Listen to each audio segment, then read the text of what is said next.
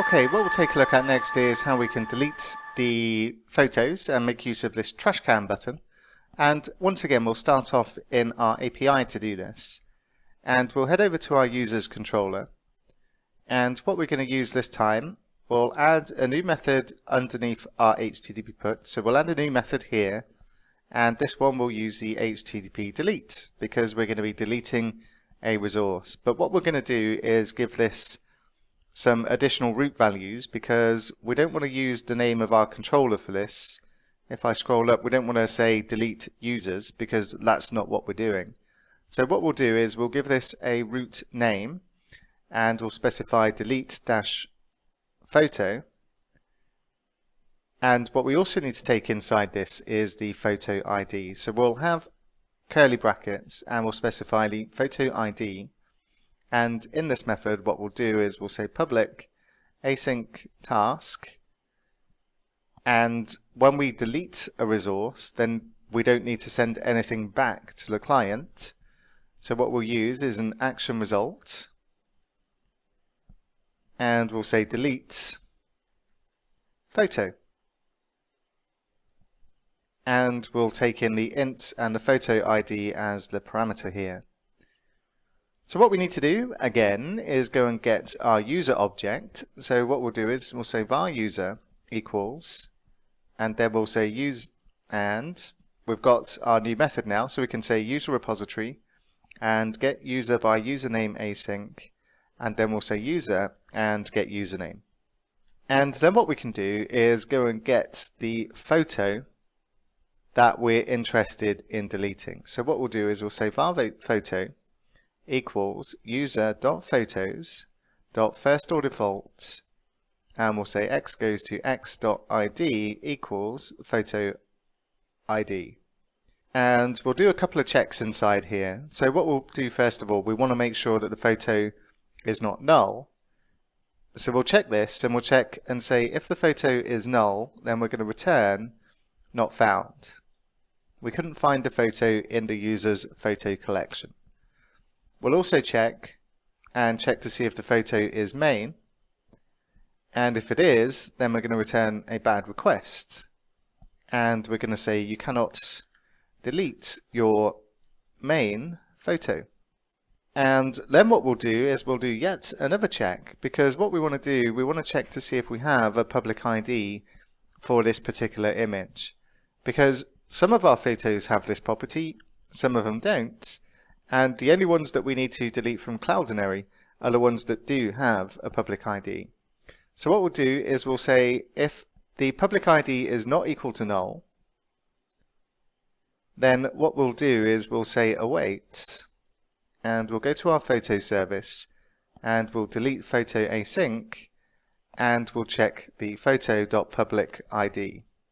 And we do actually get something back from this method. What we get is our deletion results.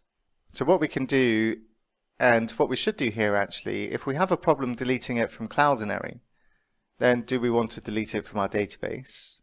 And what we'll do from this, we'll store the results in a variable. We'll say var result equals.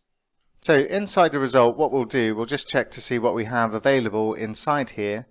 And we've got a result.status code, and we've got the server-side error here. So what we'll do is we'll just use this, and we'll just make sure that this is not equal to null. And if it's not equal to null, we're just going to return out of our method now. So this is going to stop execution when we return, and we're going to return a bad request. And what we'll do is we'll just pass through the result.error and the message.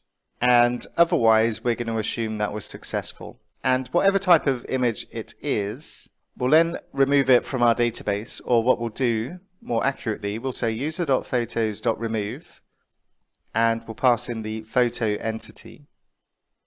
And all this does is add the tracking flag. And we're updating our user at this point, remember, because the photos is a related entity on our user.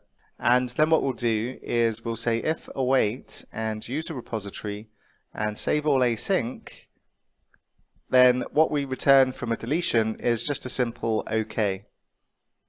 And if we don't have success with saving this, then we're going to return a bad request once again, and we'll just say failed to delete the photo. So we'll go across to Postman first of all, just to make sure that this functionality is working. And if we go to section 11, let's just get Lisa's photos once again and see what we're working with. So we've got the main photo is going to be 12. And we've got freedom to delete any other ones. But first of all, let's go to the delete photo request. And it's set to 12, and based on what we've done, then this one should of course fail. So we'll click send, and we get you cannot delete your main photo. Okay, fair enough. And if we check the other ones, then we've got one with an ID of 13 that should be able to be deleted. So we'll say photo 13 and click on send. And this is going to take a little bit longer because we're also deleting the photo from Cloudinary at this point. And because we didn't get an error, because we didn't get a bad request in Cloudinary, then I'm going to presume that's okay. But please do go and double check your Cloudinary account and make sure that your image has been removed from there as well. There isn't any reason it wouldn't have been, but just make sure. And if we go and check the user by username again and click on send, then what we'll find is that we no longer have an image with the ID of 13. So now we have this in place on our API. What we'll do next is take a look at what we need to do in the client. Okay, nice and simple to finish off. We're just going to add the delete functionality to the client. And we'll do this inside, well, we'll start off inside the member service. And what we'll do is we'll add a new method in here to delete the photo. And we'll go to photo ID. And this, of course, is going to be a number. And what we'll do inside here is we're going to return this.http.delete, and we're going to say list.base URL plus, then we're going to say users / and we'll say delete dash photo plus, oh, we need the / otherwise we're going to have an issue, and we need the photo ID to go in here. So because I nearly made a mistake, just your gentle reminder to make sure that the URLs that you add inside your service are accurate. It's very easy to make typos here, especially missing things off like the / here, because then what we would have is delete photo 12. It just wouldn't work. So you'd get a not found, I suggest, if you concatenated your photo straight onto this method here. Anyway, let's go to the photo editor component once again, and just underneath our set main photo, what we'll do is we'll say delete photo, and we'll pass in the photo ID, and of course this is a number.